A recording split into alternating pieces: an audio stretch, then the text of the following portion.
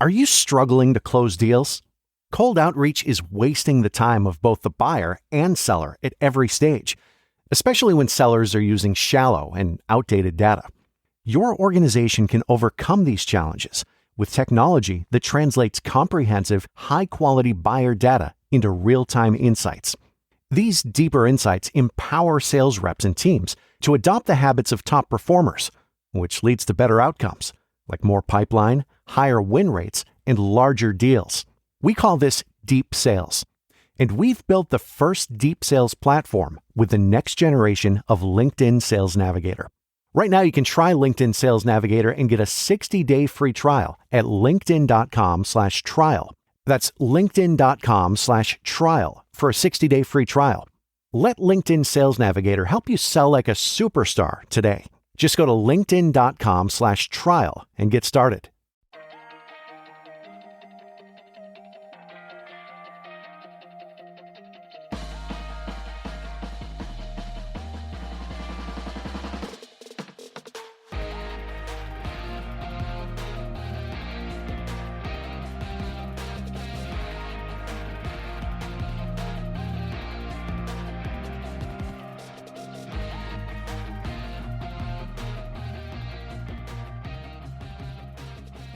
Welcome to Criminality, the podcast that we started because we love reality TV and we love true crime, and we put them together to talk about the crimes that happen on and in and about reality TV.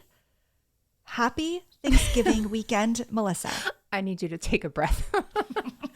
By the end, I got worried about you. I shan't, and I can't. Happy Thanksgiving week, Rebekah. Yeah, this will be dropping on Black Friday. Is that even a thing anymore? Because my husband I hope not. telling me about Black Friday sales that he went to go somewhere today. And I was like, what is it if it's not even on Black Friday? They're all online. They all started like 2 weeks ago. However, Black Friday is in the beginning of my story, so I hope it will work for that purpose. But I'm all about Small Business Saturday. Yes. Big fan. That's my new favorite. Yes. Yeah, big fan of that. But are you looking forward to, I mean, this will be out and it will have happened, but do you love Thanksgiving? I love the sides at Thanksgiving. I love seeing family. Oh, I'm not a turkey person. I could take it or leave it. But give me some ham. Give me some banana pudding. So it's Christmas. Yeah. Oh. Watergate salad. Pudding. Do you know Watergate salad? No. It's ugly. It's green. It has marshmallows. You'll have to Google it. It's one of my favorites, and that's like my staple every time. No. Mm-hmm. Is it warm? No. Oh, okay. It's I not thought maybe it was salad. I thought maybe it was like a casserole. I will go to my grave having never made a single casserole. I refuse. I'm anti-casserole. Me too. Really? Oh, I went ready to fight you on that, and I'm so glad we met. I'm from New Jersey. I don't make casseroles. We make lasagnas when people need a meal. True. I didn't There's think no of that. casserole making. Yeah. No. No, that's a hill I'll die on. Right. Vicky Gunvalson would not be happy with me because I would never bring her a casserole. No, it's just not going to happen. And let's be honest, I will DoorDash your family something if something goes down. I will not bring you a lasagna anymore. In this day and age, you're getting your choice on like DoorDash or Seamless, whatever you prefer. Uber Eats. There you go. And thank you. And you have actually done that for me before, so I can attest that Rebekah is that friend. If I lived closer to you, I would have actually made you a lasagna. But I don't like lasagna. Take that off good. the table. I didn't know how to tell you that. DoorDash it is. Well, that brings me to, it doesn't, but I just want to get us out of this casserole chat because it's feeling a little like an NPR sketch. So shall we just dive in? Sure. Okay. I'm going to talk about Black Friday now, and then the first sentence of my story. Awesome. This is great. So as I may have alluded to, this episode is going to drop on what we in America call Black Friday. And in more recent years, the same weekend, we have Small Business Saturday, which we've established is the superior shopping day. Regardless, it is safe to say that people all over the country, possibly the world, are shopping for deals this weekend. They're shopping online. They're shopping in boutiques, at malls, at holiday markets. But I'd like to put a question out there to you, to our listeners. Have any of you considered shopping at a storage unit? Melissa? Do you want an actual answer? Please. Yeah. When I finally figured out what this episode was about a couple of hours ago, I remembered my husband had done this. Stop. He and his best friend brought $200 apiece to a storage unit. That'll go a long way. And yeah, so I'm a little aware of the situation that goes in, but he said it's very realistic to things. Yes. Oh my gosh. Did he get anything amazing? Do you remember? No, he said, I was like, I need a story. Yeah. Because I like, and he's a guy, so he's like, I don't really remember anything. Right, of there course. were bikes, right. And we didn't buy anything. Bummer. Oh man. So it was lame. I am surprised to announce that I haven't bid on a storage locker, and this episode has made me want to. It feels a little dangerous in New York. I'm not going to lie. When I think of storage units in New York, first thing that comes to mind is not heirlooms. It's like Law and Order SVU? Yes, it's dead bodies for sure. Scenes. So I'm just kind of like, I don't know, but I do love shopping at thrift stores like you do, estate sales, yard sales. I love rummaging through what most people would call junk in hopes of finding treasure. That is very much my brand. Yeah. And I think there's kind of two people in this world: those who believe that one man's trash is another man's treasure, and those that think a show about one man's trash is most likely just that, trash.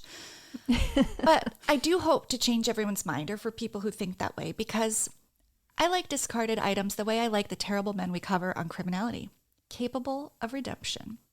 So please join me as I share with you a story about a guy named Dave Hester on a show called Storage Wars. Now, Melissa, Yay. Right? Yes. I hope people are excited. I know it's about lockers and boxes, but stay with me. So I know you like Hoarders, which is on A&E, and I'm wondering how you feel about Storage Wars, which is also on A&E. I feel like these shows are cousins. They are cousins, but they're more like second cousins twice removed. Yeah. Maybe you've met at a family reunion and thought the other one was attractive, but knew you couldn't go in that direction. Have I gone too far? No, I'll take it further. They're like gross. they're distant family members. One side was wealthy enough for therapy and the other side wasn't. And that's really wrong, but I said it. No, that's absolutely true. I'm on the didn't get therapy. Chose against it is what my side was. I made my home my storage unit side. Got it. There you go. So have you watched Storage Wars? I have seen a few episodes. It's another one of those on in the dentist's office, on in the doctor's office, and you kind of watch for a few minutes. But anytime I've watched it, I've enjoyed it. Okay. Well, that's something. And I have definitely, I don't know that I've sought it out, but like I watched it a bit. If it's on, I watched. I couldn't tell you like night and time and all of that, but my dad liked it. It was definitely I was raised with that mentality. Like my dad would just come home with like suitcases and be like, someone was throwing these out, and my mom's like, we don't need luggage. Wow. But he's like, but they're free. Like, so you know, I don't know, I just always like, I don't like waste. I love that though. Yeah. That's awesome.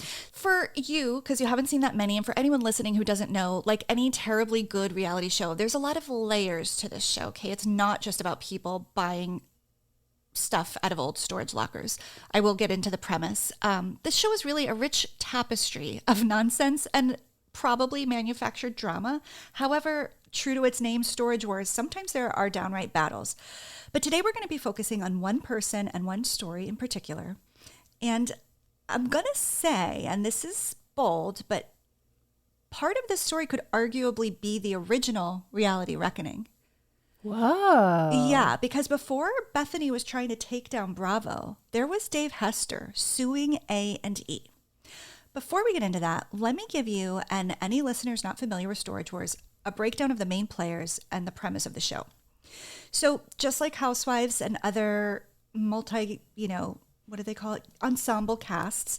Right. It can vary from season to season, but I think any fan of the show will tell you this is the lead cast. This is who the show premiered with. And I'll go down with their names and also their nicknames because they all have a nickname.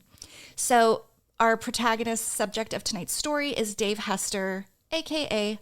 The Mogul. We're going to hear a lot about him, so I won't give you a description. I know. Okay. Then we have Jared and Brandy, who are a couple. And they're called the Young Guns. Jared Schultz and Brandy Passante. They're this, I guess they're called the Young Guns because they're like the young hot couple of the show. Mm-hmm. Subjective. Everything's on a spectrum. Okay. On this cast Okay. So they're longtime partners. They share 2 children and a business. They have a thrift store in Orange County, California. And in addition to being kind of this like young, attractive couple on the show, they also provide a lot of drama, mostly because of the way Jared treats Brandy. He belittles her. He criticizes her. He generally acts like a total scumbag. But for whatever reason, the audience, I think they like to watch because they like to see the moments where Brandy prevails, because every now and then he lets her bid or lets her pick a locker, and sometimes she'll get a win, and then it's like he gives her some credit. And so people kind of like, it's conflict, and every story needs conflict, and they provide some of that. In season 13, I mean, the show has gone on many, many seasons.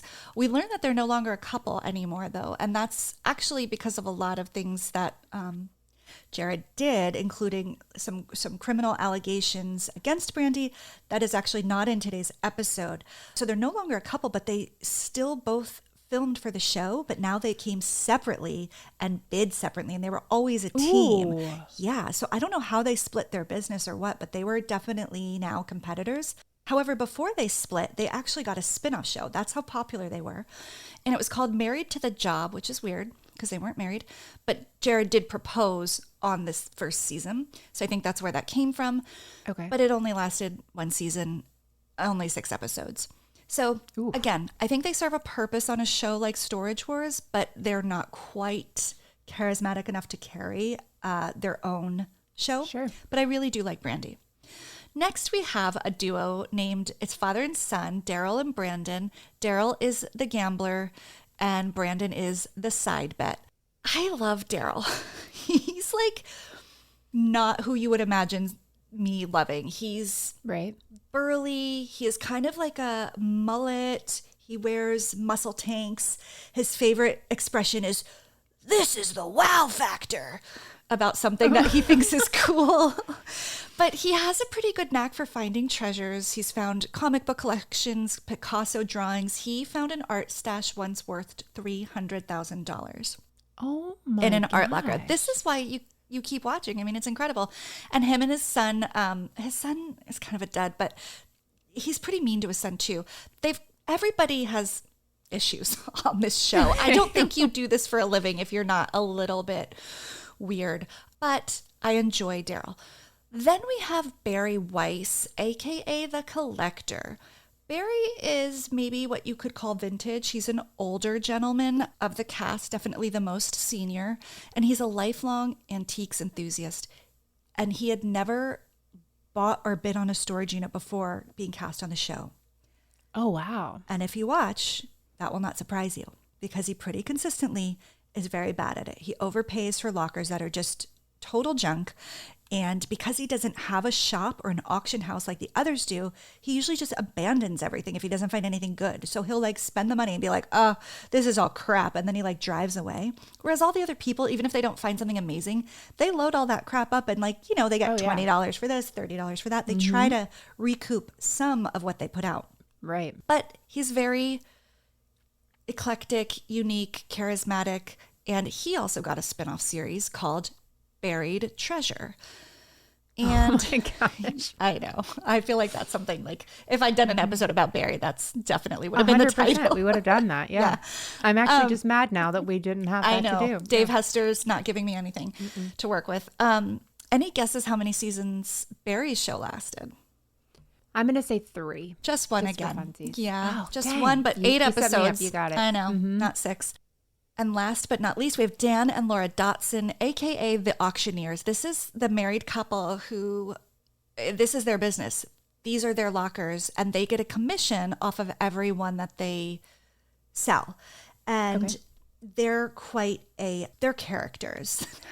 They're just, you'll hear from them. You'll hear them in this episode.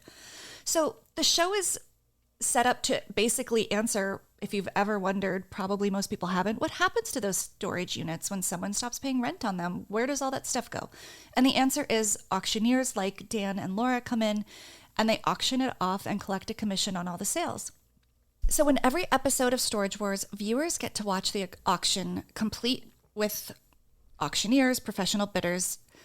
And like I said, these people all own businesses, so they're hoping that they might find this hidden treasure amidst people's abandoned junk. it can be pretty boring if they don't. Even their drama isn't enough to keep the show high stakes enough. But fortunately, the cast is quirky and problematic enough that it could keep you interesting even if you don't care about rare heirlooms or valuable antiques. I would call it like a lowbrow antiques roadshow. The auctioneer opens the door to a unit, and all the buyers get 5 minutes to look in the unit without touching. So they can't rifle, they can't move anything. They all bring, a lot of them, well, they don't all. The really hardcore ones bring flashlights. They're looking all around. Smart. And then they're like, okay, we're starting. The buyers determine if they like what they see. They strategize how much they're going to spend. I'm sure just like your husband and his friend did, they had their $200. That's their max budget. And then they didn't see anything worthwhile. Didn't give us a story, but that's okay. I know. They didn't get the flashlight thing. He told me, this is the one story I got from him. Good. They kind of stood in a line and like would walk in front of it, and then you like would taking get to turns, the back of the line, like a circle. Yeah, oh, like just a circle. That's very civil. It's very civil. And then they have the auctioneer who's like a real legit auctioneer. Things. Couldn't be a better segue.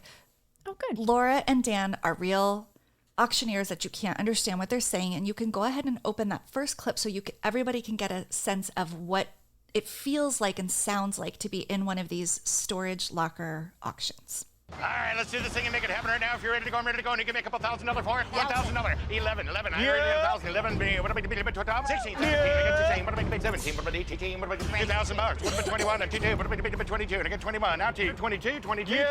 Now 33. What about 23? And I get 23. 24. What about 25? I get 25. Let's jump them away. I get 26 there. 27 where? 27. What about 28? 29. Now 3. What about 3,000? Is that Jackie O bidding? Yeah. 31. Now 32. What about 32? What about 32? What 3,200 going once, 3,200 going twice. Got to click a star, 3,200 and not. Sell it to 88. You got it for $3,100 bill. Is that all you guys had? One locker is nice, but I'm not done pissing everybody off. I might just have to buy them all today. All right, come on. I like it. Short and sweet. I'm gonna strike early on this one. $600. Yeah. 600 and 6 1/4. 625. I got 6 1/4. Yeah. Sell it to 88. 650 big bucks. Another horse out to pasture. You're a piece of man. Let's go. 10 by 15. 28. What about 29? 29. What about 29? What about 30? What about 31? What about 3,100? 3,200. What about 22? Sell it to 88. You got your way at 3,100. There's no competition around here.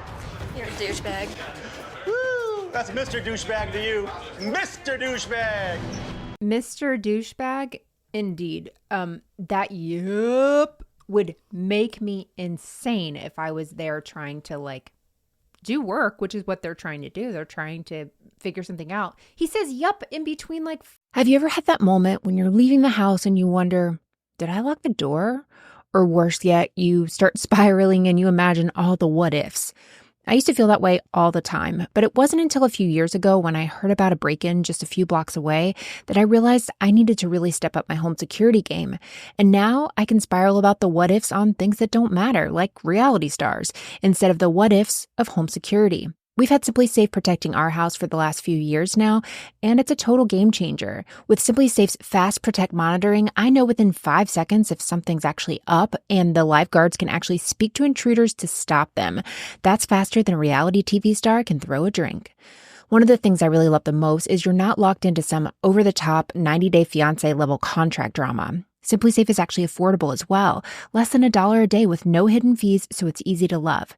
It's no wonder they've been named Best Home Security Systems by U.S. News and World Report for 5 years running. Whether you want to install it yourself, it really takes less than an hour, or have a professional handle it, SimpliSafe is as easy as flipping channels between Chimp Crazy and The Secret Lives of Mormon Wives. So why wait for the drama to happen? Get SimpliSafe and know your home is covered just like I did. Protect your home with 50% off a new SimpliSafe system, plus a free indoor security camera when you sign up for Fast Protect monitoring. Just visit simplysafe.com/criminality. That's simplysafe.com/criminality. There's no safe like SimpliSafe. Getting the smile and confidence you've been dreaming about, all from the comfort of your home, isn't a total mystery with Byte clear aligners. Just don't be surprised if all your friends start asking, what's your secret? Begin by ordering your at-home impression kit today for only $14.95. Byte clear aligners are doctor-directed and delivered to your door. Treatment costs thousands less than braces, plus they offer flexible financing accept eligible insurance, and you can pay with your HSA FSA. Get 80% off your impression kit when you use code WONDERY at Byte.com. That's BYTE.com. Start your confidence journey today with Byte. 5 numbers. I'm irritated. Yes. Okay. I couldn't have asked for a better response to that video. So Dave Hester's Yup is his brand. He has his truck wrapped in Yup. If you go to his website, it's all Yup, Yup, Yup. He has merch, Yup hat, Yup shirt. It's Yup. It's the third clue of today's episode. Yes. Yup. So keep that in mind as we move through the story. It's going to become really important, this brand. And is it really his? A little bit later. But just for a little bit of fun, I thought this was a cute kind of quasi-Bravo connection. If you could open up the second clip. This is Anderson Cooper interviewing the cast of Storage Wars and asking Dave Hester about how Yup came to be. So let's listen to that. I'm so excited. I feel like I know. Do you now get recognized everywhere? Yep. Yep. Well, how did where did that come about? Have you always said yep? Well, I used to be a bid catcher for years in the auction facility, and as I would catch the bids from the audience, I would just yell, yup, yup, yup, because the auctioneer can't hear everything and see everything that's going on. So he relies on his bid catchers. Kind of cueing him. Yeah. Okay. Well, that makes sense. Why he would do that, right? Yeah, so yeah. Still annoy me. It's so annoying. It's the most annoying. And just keep in mind, like I said, that his brand will be contested. But first, we need to talk more about Storage Wars and Dave's experience on it. So the show premiered in 2010, and it was a hit straight out of the gate. By 2011, the LA Times reported that it was the most watched A&E show in the network's history. Whoa. After the auction, the show then follows the winners as they begin the usually disgusting job of sorting through all this stuff. I mean, for every art piece, there's just a lot of old sheets and like bug-ridden, not garbage, just gross.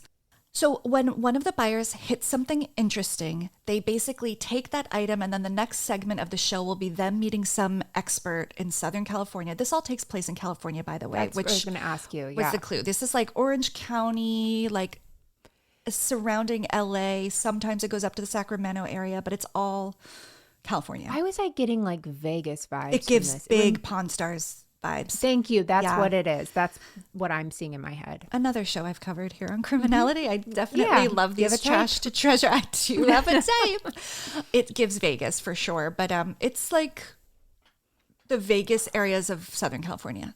Got it. So then they, just like on Pawn Stars, like when they bring an expert in Storage Wars, they go to the expert. So that's kind of fun because you'll see like literally like a clock expert, a comic book guy. Cool. You know, they go to very specific places you kind of can't believe exist. And then they get appraisals, and that's where they find out if they scored really big. So before we get into the legal issues and crimes of the episode, I do want to share some of the more noteworthy discoveries because that really is like the heart of the show. So Daryl, my boy Daryl, and his son Brandon, they found these valuable Western art prints that looked like things that were ugly that you wouldn't want to hang in your house, but they were numbered and signed. So they brought them in for an appraisal. They spent $200 or like a little over $200 for, I think, 50 prints. And the woman told him that the collection is worth $20,000. Oh my gosh. One guy that I didn't mention, he came in later seasons. His name was Renee from Austria, spent $7,000. Sometimes they can spend a lot of money on lockers. And he found massive crystals, like from the earth. Like, oh, I was thinking Spencer Pratt. That's where I went when you talk crystals. Well, no, like that, but raw, uncut, huge, natural crystals that combined weighed 250 pounds. Those were appraised at $35,000. So, I mean, you can like make some life-changing things happen in the in the storage units. Then there was a time Dave Hester, who we're talking about today, spent just $750 on a unit that was full of old newspapers, floor-to-ceiling newspapers. I don't really know why he bid on it, but upon closer inspection, he noticed they were newspapers from the day Elvis Presley died, and there were 3,000 copies of 2 different newspapers that I guess someone bought out for this very reason. Then forgot about them. Stop paying, Yep. He had them appraised, the entire collection of newspapers. Actually, do you want to guess? 3,000 copies of 2 different newspapers. So we're talking 6,000 newspapers announcing Elvis Presley's death that are all original copies. Okay, so you keep going up in prices with these, so I'm going to stick with that. I'm going to go big and say 75,000. Good job. It's 90, but you were right. It got bigger and it was $90,000. Wow. So essentially, the show requires luck as much as any talent or skill or business savvy. That all helps. But like, it's kind of comes down to if you get lucky or not. Maybe you have a good eye and you catch something, but you just never know. And Dave really is by far one of the most successful buyers on the show, if not the most annoying. But how he got into the business is actually quite unlucky. In 2005, so we're going back 5 years before the show, Dave was running a successful furniture store, but he was convicted of a DUI. He got 30 days at doing community service, and he had to work at a Goodwill store, my favorite. That's when he saw how they did their operations. He's like, wait, so all the merchandise is donated and then they sell it and make a profit? Now, Goodwill is like a non-for-profit and does really good charitable work. But Dave interpreted this as a way he could change his business model. So he pivoted the furniture retail business into like a high-end thrift store. Then it became a consignment store. Then he ended up having his own auction house. So he does what the auctioneers at these storage units do on his own. So he also goes and bids at them, but then he finds things and then he'll like have these higher end auctions, not storage units, but like, you know, for nicer things. He's already sifted through it and he's found curated. stuff of value. Yes, exactly. Okay. Ooh, it's like what I do. I know. That's what I was thinking. No wonder. Yes. He's your hero. Nope. You should be his hero. No. Did you hear what I just realized? I said, thank you. I should be. I said, nope. I'll see his yep with a big fat nope. Okay. So when we meet him on Storage Wars, he approaches this like he has a whole operation. He brings in, I don't know trucks very well, if it's 18-wheeler. I don't know. It's a really big truck. He has a team of employees to pick up stuff from his units, and he spends money to make money. Like he puts out thousands on these units.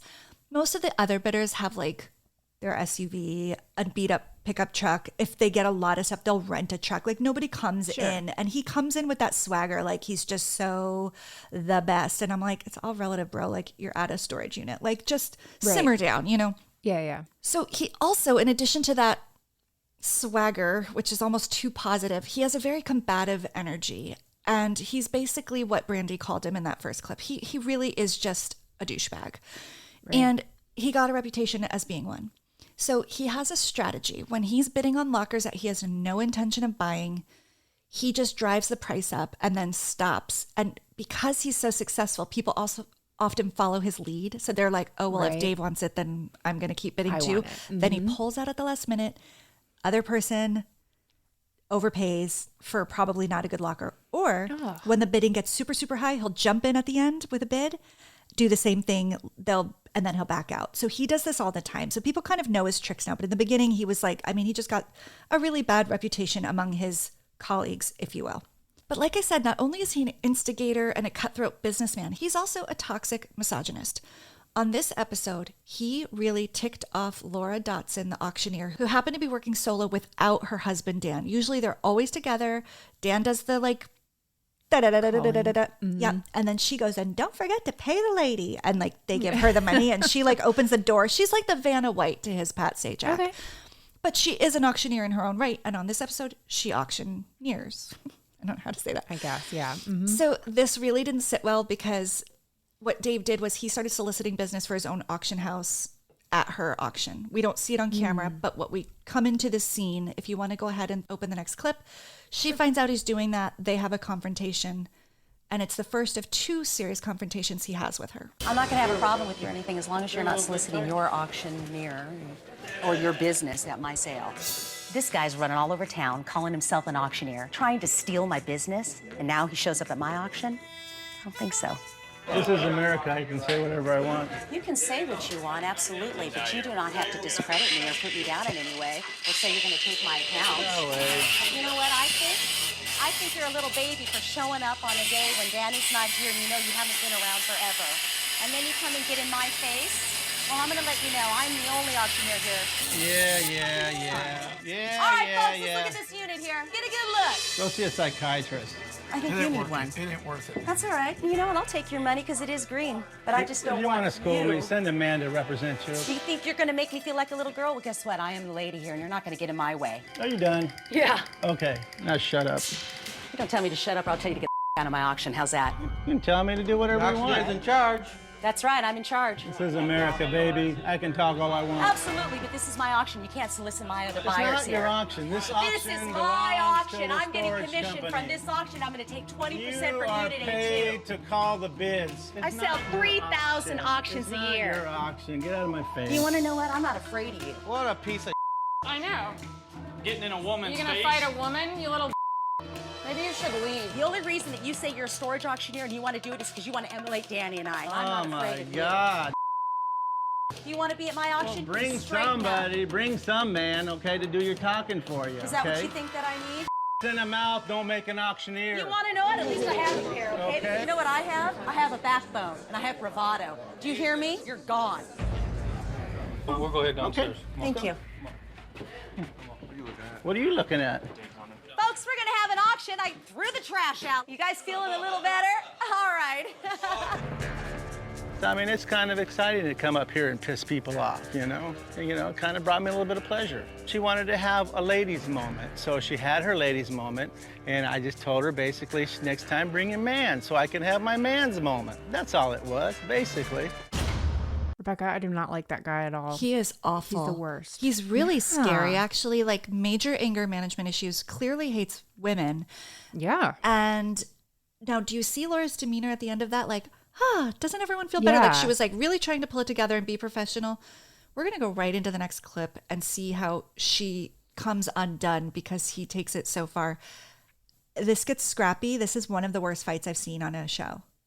Ooh. 185 going once, $185 going twice. I'll let you wait for $175, Renee. You bought it for $175. I was bidding over here. Hey, Auctioneer has the right to reopen the bid. don't listen to Dave. Dave will do anything to undermine me. Learn how to catch a bid. Sorry about that, Mary. Learn how to catch a bid. If I miss you, I'll watch you better now. You got two auctioneers and they're still missing bids. Oh, come on now.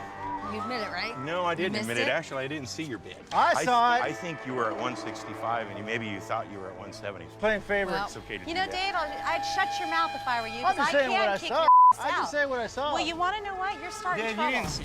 I you did. didn't That was see- right next to her. You didn't see anything. You're You just just acting like you saw it so you can give me some problems. You give me any because I don't need you. I It know. is a Open public your auction. eyes. Open It your is a public- eyes. My eyes are open, Open Dave. your And eyes. if you don't like it, get the out. Really? Ready? Really? That's it. That's it. Stop. Is that the way it works? Stop. Stop. Stop it. Oh, really? Stop. There's security. Stop. Stop, David. Stay. Stop. Not my wife. You're. Come on. Stop. I'm not gonna. Are you okay, Dan? You're the one that landed on your ass. You're a son of a. You like throwing me You're down? done. It's my wife. I'm not done. I know. I got a great. Okay, you got a good heart. Get the out of this auction, you. Public Out of action. here. Come on, guys. Grab my hat for me, will you? You put your hands on him first. Camera's right there. The You camera's put right your there. hands on him, so get the out of Camera's my right auction. there.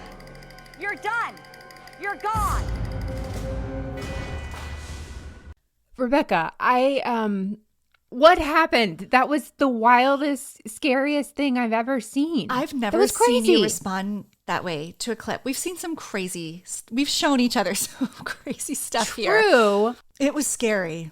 It was very scary. And Yeah. you see her flying through the air. I couldn't even figure out who hit her. And she and her bejeweled jeans just go flying across the side. But she keeps And the then pen. Like, that was so important somehow. Did you she notice had that? it in her mouth. I thought her teeth were bleeding. And she pulls a pen out. I'm like, congratulations. I know. It must Buy have been a another special pen. So it's weird because he starts off getting into it because he's trying to defend and protect Mary, this young new addition to the show. It's almost Right. like he's like showing off a little. So Yeah. like apparently Dan, her husband, didn't hear Mary's bids, but like they worked it out. Like they were Right, like it was fine. Everything was chill, and then out of nowhere. And he did start it. It does take you might have to watch it a few times to really would have to, watch it go yeah. down, but he absolutely starts it. But the way Laura doesn't back down, No. she went off. That was wild. And it was like, also he went for her when her husband was there. Like that was his bad. Like, yeah. And he probably knew about the last time Dave got mouthy with her. So he was just ready to throw down. Like, oh my gosh. My brain can't even handle that. So I guess hold on, let me even think, because I had a question and it's escaped my head. Who is it that threw her down? Was it him? Yes. Was it that threw? Okay, I couldn't see whose hands that he were. Pushed her in such a way that she went, I mean, the motion was like airborne. Yeah. If we can somehow, I guess we can post this. Yeah. Just play a clip of it. Because people should see it. It's really crazy. And so this is who we're dealing with. And after a quick break from this week's sponsors, we'll hear some of the next trouble Dave gets into. Okay, so we just talked about that crazy fight Dave Hester got into. And by the way, that wasn't a fireable offense, but we're going to get into what ultimately was. So, despite his success on the show, because he was like a fan favorite, he did seem to help ratings just because he was so toxic, right? Like, we love to watch the mess. In December of 2012, between seasons 3 and 4, Dave and some fellow castmates who remain unnamed, we don't know who they are, expressed some concerns to the producers. Dave believed, and still does, that the show was rigged. He was uncomfortable with it, and he said he didn't want to be part of a deceptive television show and keep up this charade or charade, if you're Lisa Vanderpump. He brought these concerns to the upper management, and A&E fired him just for expressing that. Yeah. So maybe they'd been waiting to fire him because he is a little bit of a loose cannon. I don't know, but they fired him, and they would soon regret it, because while fired, he files a lawsuit claiming two things. So it's against A&E and the production company, Original Productions. The first is that what he originally expressed to producers, he put into a lawsuit and found case law to support it. Oh, okay. He said that the producers staged units, planted items in lockers after having them appraised weeks in advance, and funneled cash to weaker teams to buy lockers that they couldn't otherwise afford to kind of equalize the show. Sure. The suit also claims that Hester and other cast members, again, these unnamed ones, met with network officials to express these concerns because these actions violated federal laws that were intended to prevent viewers from being deceived when watching a show involving, quote, intellectual skills. I'm sorry. What? What are we calling an intellectual skill? That's here? exactly what I asked. And I don't think I can vouch for the intellectual skills of anyone on that show or watching it, myself included. Right. But this will get answered in just a little bit. So it's interesting language, and it didn't come out of nowhere. The language from that comes from case law from 1934. And this is a source from the Campbell Law Observer, Section 509 of the Act, which actually was amended. It was, I guess, how things happen. They get added on to later. Kind of. I mean, we don't have I'm also intellectual skills. Yeah, I know. And it's a Sunday night. We're not usually doing this on a Sunday night. Right. So this act was passed in the 1950s after there were apparently a ton of game show scandals at the time where they were like rigging them all over the place, which actually totally makes sense. It's like, I don't know, it was like a naive time in history. It was like firsts, right? Like game shows were new. So they were like, we got to have winners and like shake it up. So this Section 509 says that anybody producing or participating in a scheme to deceive the public will be held liable and could face monetary fines and a prison term of up to 1 year. In this lawsuit, the details of damages that he's asking for are not disclosed in this part of the suit. Now, Dave was also alleging wrongful termination for the firing. And for that, we find out he was asking for $750,000 in damages. And if you're wondering how he arrived at that number, my intellectual skill or lack thereof tells me that he was making for the next season, fourth season, he was supposed to get $25,000 per episode, which is pretty good. Yeah. For 26 episodes. And I think I used my calculator, and I think that was $650 if I wrote it down right, $650,000, but I do have numbers dyslexia. Like I mix numbers up, so I could be wrong. And I'm not going to open my phone up and check it now. And so I guess the extra $100,000 was maybe for legal fees, but I can't verify that. I'm speculating. So a month later, so this is what he puts forth. A month later, A&E responds to this lawsuit. And the first thing they say is, we're blindsided. We never talked to him. He never expressed these concerns. We don't know where this came from. But they didn't really deny it. They stated that the way they decide to produce and convey what happens on the show is covered by their constitutional right to free speech under the First Amendment. and that Hester's claims don't apply. The network also challenged the Communications Act of 1934 in this case law with this strange language, saying that the TV format of Storage Wars involves no chance, quote, or intellectual knowledge or, quote, intellectual skill. So it is not a game show. So that is what they meant by intellectual skill, like a quiz show where there was like knowledge. Like it's basically you can't cheat. You can't feed somebody answers. That's what the original intention of the law was for. So they're like, it just doesn't apply here. And truly it doesn't. Yeah. A&E also stated that there are notable inconsistencies in Dave Hester's exaggerated self-portrait. They basically were like, so a lot of times on the show, the person will win it and you can tell it's a dud, and they just start like pointing at things and saying what they can get for it. They're like, 2 dressers, $600, 1 mirror, $45. So they were saying that like he was always exaggerating what those values were. So they were kind of being like, he was kind of lying and manipulating and making himself look like he will be set up for success more, which I don't think you have a legal grounds for that. Like that's just him throwballing numbers, but they basically were trying to make him look bad. Sure. So they also fought back in court. They were partially successful as well because a judge tossed out the claim of unfair business practices. The judge said that the show had expressive free speech protecting it, and the judge ordered that Hester pay A&E's legal fees. Ooh. How not yuppie I can't imagine is that? that number is that. Yeah, and he is not yupping. So A&E is absolved of unfair business practices, but on September 3rd of 2013, so a couple months later, the Los Angeles Superior Court reviewed the wrongful termination portion of the suit. The judge ruled that Dave can move forward with the wrongful termination portion of this lawsuit because it was so wide-ranging and he felt there was some merit to it. So nearly a year later, July of 2014, so this was going on for a while, it was announced that Dave, Hester, and A&E reached a settlement. And they even repaired their working relationship enough for him to return for season 5 in August of 2014. So that's wild. I know. I would really love to hear those conversations. So now A&E makes a more definitive statement, and this is quoted in the Hollywood Reporter. A&E spokesperson says, there is no staging involved. The items uncovered in the storage units are the actual items featured on the show.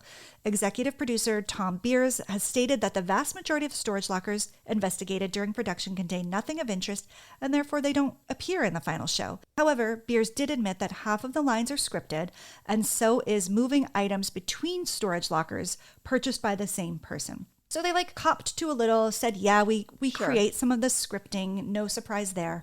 But they said everything else is totally real and he's lying. So my guess is they had a closed doors conversation, offered him more money to come back to the show. Right. They were like, shush up about this. Why are you probably, I would imagine like it's kind of like the Bethany comparison. Like it is. It's biting the hand that feeds you. Precisely. Big time. Big time. Here's what my question. So you said that he and a few other people went to A&E originally, yeah. Okay, so did they get fired too, or was it just him? Just him. Maybe he was like the representative and said, I've talked to other castmates. I don't know, because they were never named. He doesn't seem like an upstanding person who would protect people. He seems like someone that would throw people under the bus, but... Right? And I imagine he didn't go in there very nice. So I feel like right on that, I feel like he could have exploded or pushed somebody like we saw him do. Yeah, no, he's unpredictable. I'm like whatever he did and however he entered that, it was going to end in him being terminated, I think. Again, he's back on the show. And you'd think that would be really enough legal trouble for Dave. But the whole time Dave was taking on A&E in court, he was in a less conspicuous, but I'm going to say much more fun lawsuit that started in 2011, a year after his debut on the show. So Dave Hester's yupping it up, loving life, and he gets a cease and desist letter from a musical artist named Trey Songz. Do you know Trey Songz? He's a rapper. It's Z, right? Yes, a Z at the end. I don't know any of his music. That's all I know. Yeah, okay. So he says, yup is my catchphrase. He said he's been using the word in his music, in his brand, since 2009. And not only is it a word that he says all the time, he said, I put that word in every one of my songs. Apparently it's like an Easter egg for his fans. Like, when is he going to say or sing yup, and it's like a thing with his audience. And apparently at live shows he has like a call and response of yups. I watched it. It's weird. Really? Yeah, he'll take like a really long pause and he'll like take his shirt off and like people are screaming and you can feel anticipation, like something is going to happen. And then there it is. You're going to hear the yup in a second. Don't worry. Also, I wish that instead of that, somebody would just yell Jason Derulo in the middle of... So Dave responds to this and is like, sorry, I attempted to register this as a trademark 3 times. It took me 3 times and I was finally successful. You never did that. So this is actually literally mine. And they kept going back and forth and couldn't work it out. So Dave ended up suing him before. So there was a cease and desist, but Dave sues him. I think Dave is one of these litigious people. Really? You really? think? I didn't get that from this. Melissa, I lack intellectual skills, remember? Takes me a minute. So he ends up suing him for copyright infringement. Now, they do have to go to court where perhaps one of my... You and I have read a lot of trial transcripts over the years for our podcasts. Mm-hmm. Please enjoy a recitation from Dave Hester's lawyer, who, when speaking of his clients...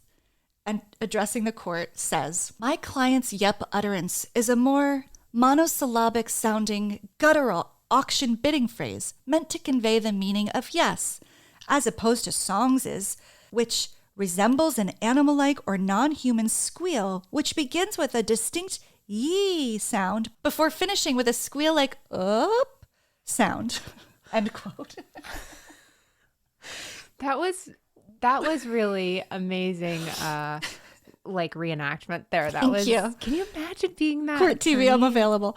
Yeah, no, I would give anything to have been in court that day. And you know it was better with coming from like some dude lawyer. Like 100%. Oh, yeah. what I would give. So Trey Songz countersues Dave Hester. And in the countersuit, Songz says Hester's Yup merchandise was even styled identically and virtually identical to Songz' mark. So he goes after the visual identity of it, saying, mine is also a sans serif font in all capital letters. Like they are... This is so good. So after a few years of battling over the nuanced idiosyncrasies of each of their respective yups, the two come together and told a federal judge they're going to settle out of court. Melissa, tell the people at home what the financial details of their settlement were. Oh, we don't know. They didn't release We don't them. know.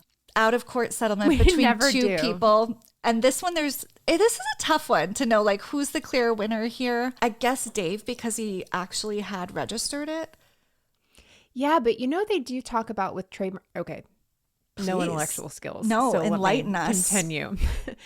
But if you can prove that you've been using it before that, then you can backdate it to that date. But if he never, I guess, even attempted, then how do you do? Yeah, I guess. Well, Dave he has was a probably recording right. history of it from before Dave was ever on TV doing it. And he also, what he had was an LLC with Yup as like a marketed piece of property. So there was definitely a case. So they settle it. And that's another conversation I wouldn't mind hearing. Trey Songz and Dave Hester hashing it out and being like, bro, maybe we could both have Yup. Like, I don't know. Maybe they walked out friends. Like, I'd love to know.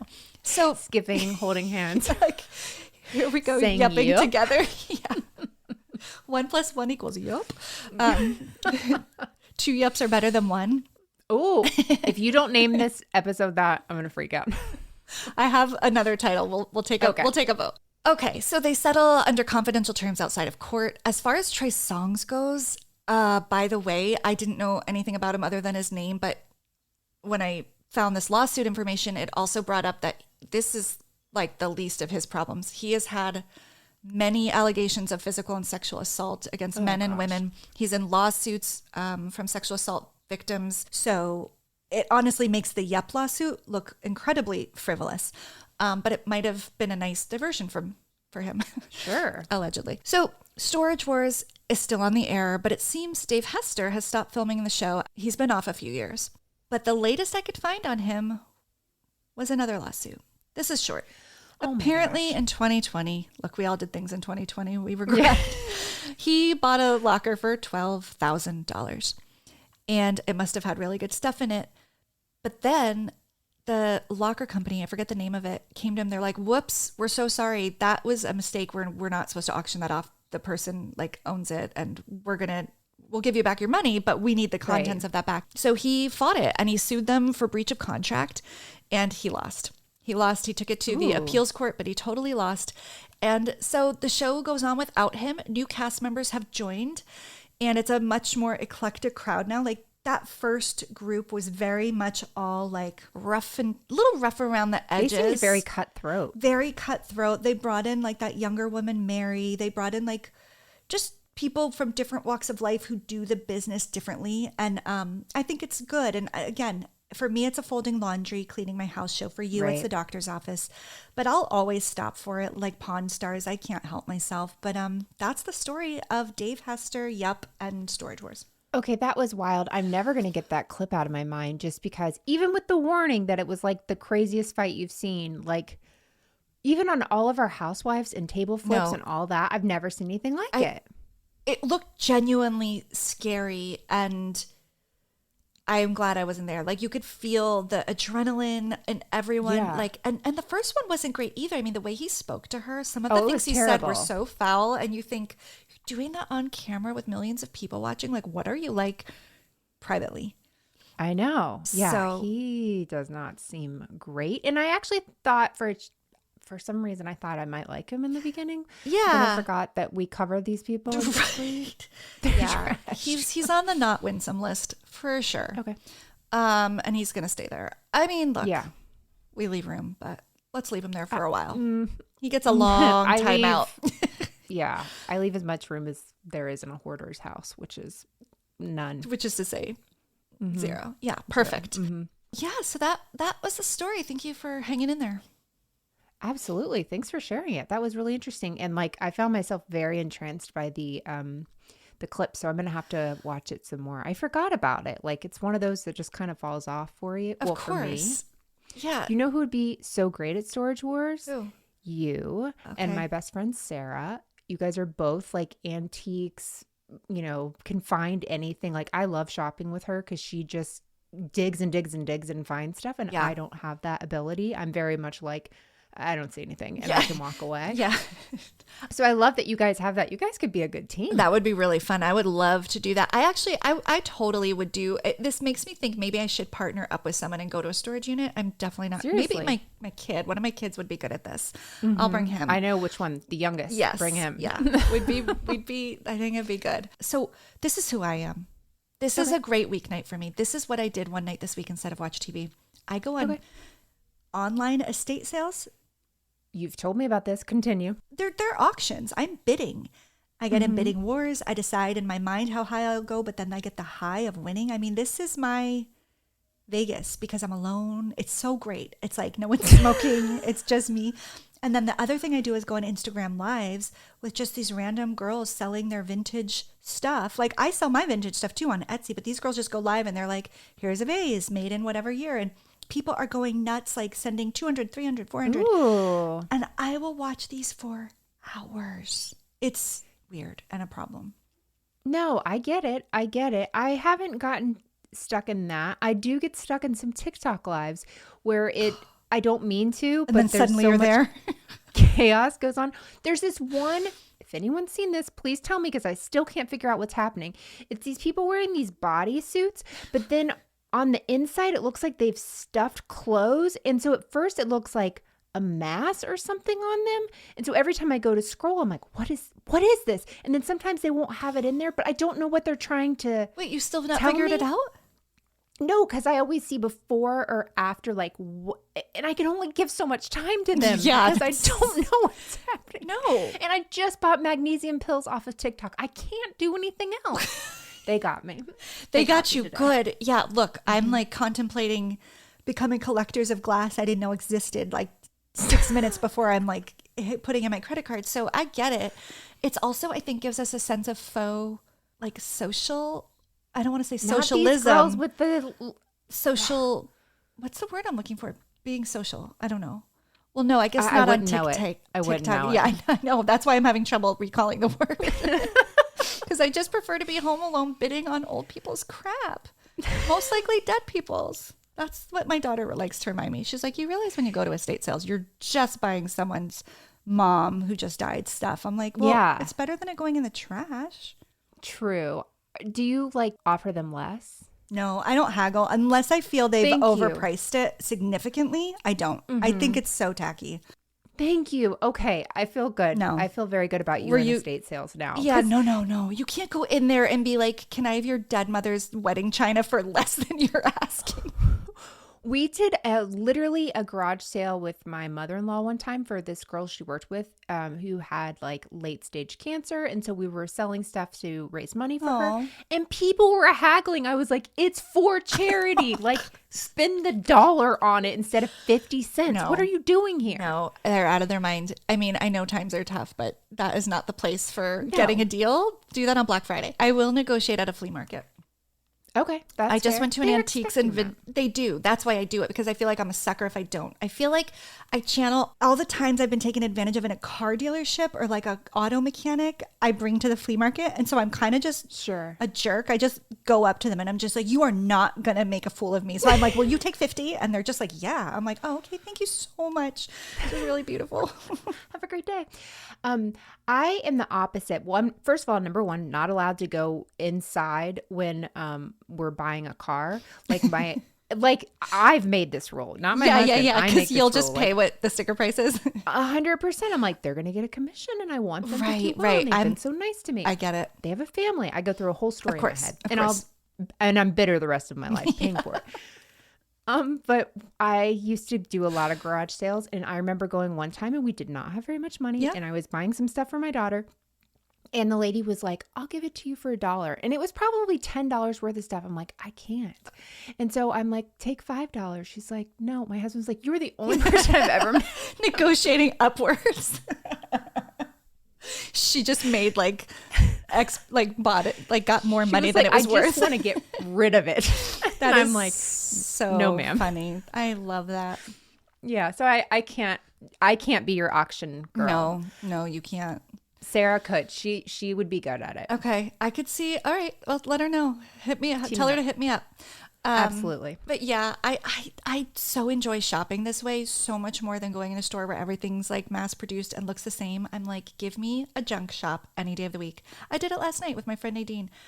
I found the most amazing thing in Brooklyn, and she was like, I never go in that store because it looks so insane. Like it looks so chaotic. Right.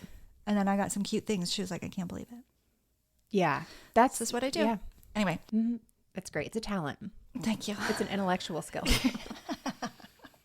I wish. Before we get into what you were watching, because I really want to know, we on Instagram kind of hinted, we changed up our schedule. That was me. Thank you, Melissa, and thank you, listeners, for being flexible. That was both of us. I was more than happy. Okay, to yeah, we had a do week. We needed to switch things up. So we're putting this out on Black Friday, and we thought it would be fun to also give you something, a little holiday kickoff surprise. So, Melissa, tell the people what they've won.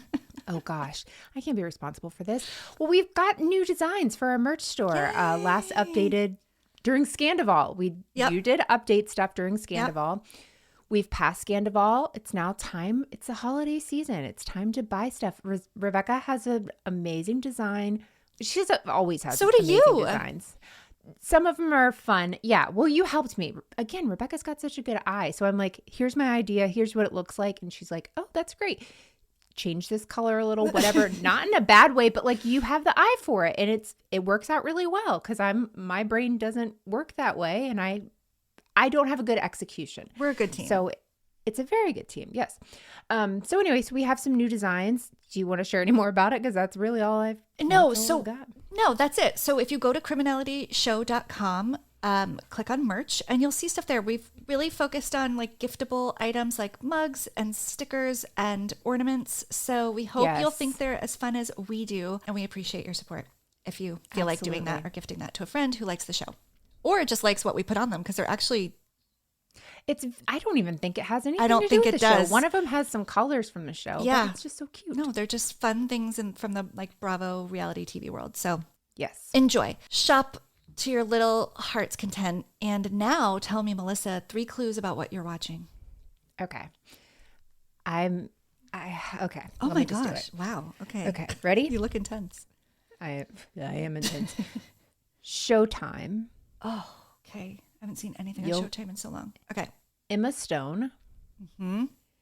No, I'm not going to say what I was going to say. I'm just going to say weird. It's a TV show, not a movie? Nathan Fielder. I'll give you that. No, I The don't. guy from Ben Safdie. Is that his name? I don't from know Uncut any of the Gems? people you're talking about.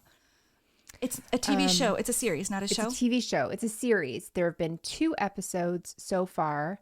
I don't know. And I don't know. Okay. I don't know what Here's Emma what Stone it is is. doing. It's called The Curse. Never heard of it. You'll see. You'll have to look at a preview after this, but I wrote down the description because I couldn't explain it otherwise. Yeah. The series explore how an alleged curse disturbs the relationship of a newly married couple as they try to conceive a child while co-starring on their problematic new HGTV show called Flipanthropy. So, This sounds up my alley. I know, but I'm telling you, I am not actually recommending this to anyone yet because I'm 2 episodes in.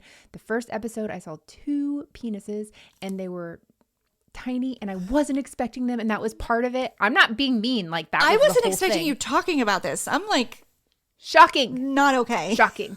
Twice. 2 times. I didn't learn my lesson after the first one. And then I wanted to rewatch the episode because I was like, I'm not catching a lot of this. But then I was like, I can't re-traumatize myself again, twice, 4 times in one night. Can't do it. So anyway, it's Nathan Fielder who does the, what was the show he did? The Rehearsal. So, you know, I love that show. Yeah. Okay. But this I is don't even remember weirder. his name. Yeah, so they're like filming basically an HGTV show. It's a husband and wife, and they're like building it in New Mexico. And so they're trying to, you know, pretend that they're being like so good to the community and they're philanthropists and they're doing all this. But there's all these little cracks in their story and their lives and Foundation, if you will. Yeah, all of it. And so you're kind of watching all of that. But like sometimes I feel like they should have edited this. Like there'll just be a long scene and I'm like, I don't even know what's happening. Like I feel like somebody just forgot. And I know he's weird. Nathan Fielder's so weird. So I'm like along for the ride. Is he the creator of the show? He's a creator. Okay. Yeah. And Is there a Emma Stone supernatural is in it. piece? So there is, and this isn't giving anything Okay. away because it's literally part of it. There's an issue that happens in a parking lot between him being Nathan Fielder and this little girl, like trying to pretend a philanthropy type of thing was happening. And when it goes wrong or he's like, hey, I need that back, she says, I put a curse on you. But we haven't seen where that goes yet. Okay. But that's like, I guess the idea. So I'm not recommending it. I'm intrigued though, but oh no, I'm telling you, Rebekah. it's too much, too little. Let me see how it goes and I'll come back to you on it. But I don't want to give you the go ahead yet. I admire your ability to stay with a show, even when you're not sold on it. Like it is so unique. Melissa, do a close up on a baby carrot, and then the next thing you know, you see a little teeny tiny pee-pee. It was terrible. Can you stop, please, talking about it?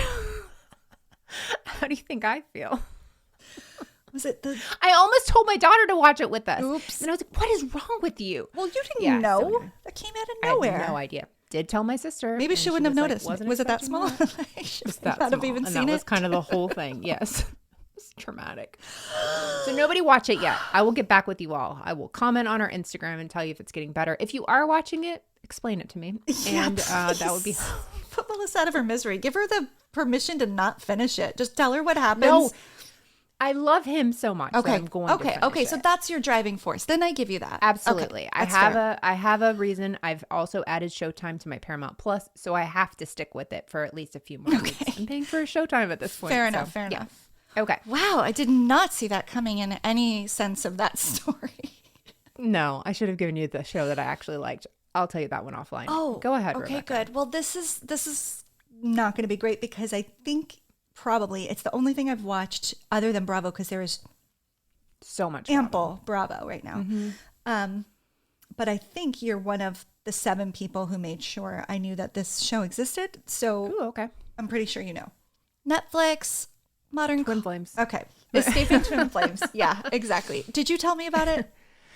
I mean, as soon as you said I told you, I was like, it had to be cult related. Yeah. Maybe, yeah. And thank you to everyone who did let me know as well. I got a lot of DMs and, a lot of real life messages.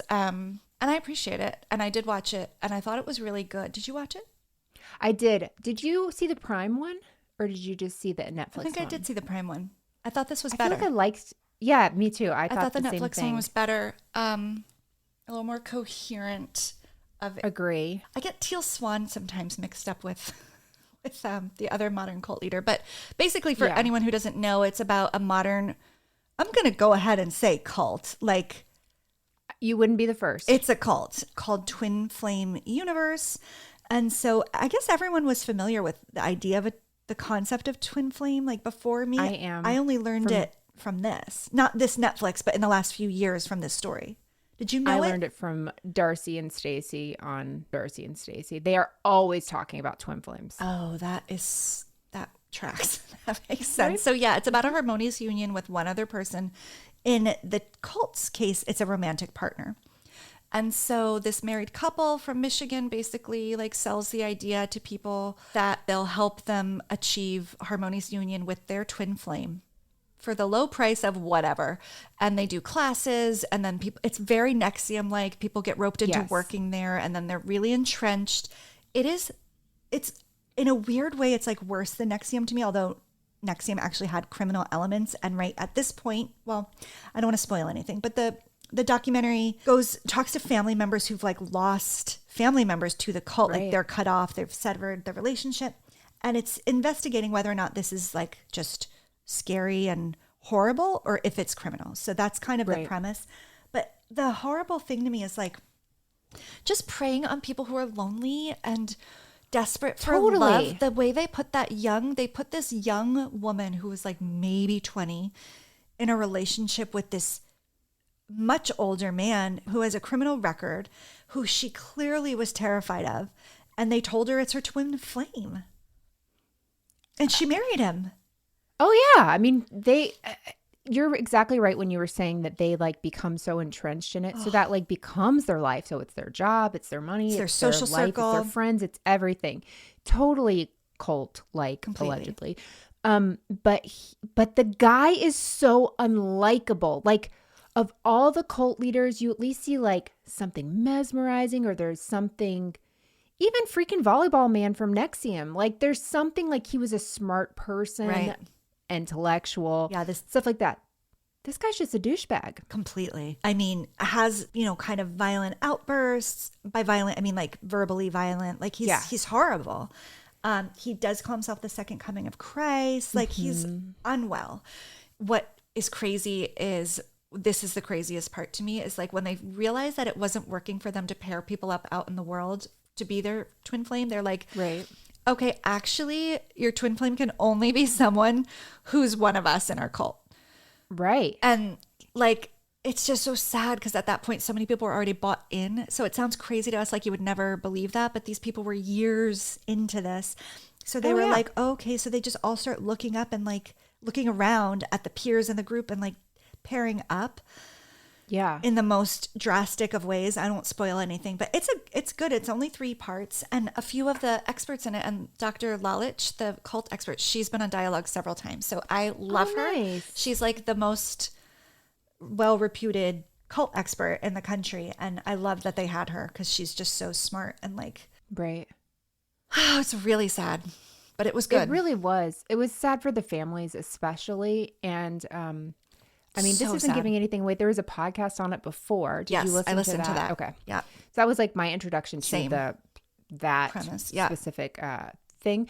But I mean, like people were getting in all kinds of trouble because their whole idea was like, if that's your twin flame, nothing can stop. If they tell you, don't ever call me again, you go and show up at their house naked. Yep. And this girl got restraining orders because she wouldn't back down, and she went to jail.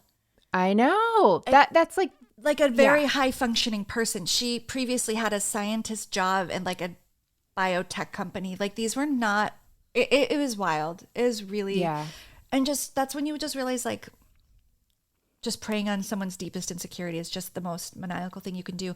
Also, they didn't hide their love of money. Like they made so much money doing this.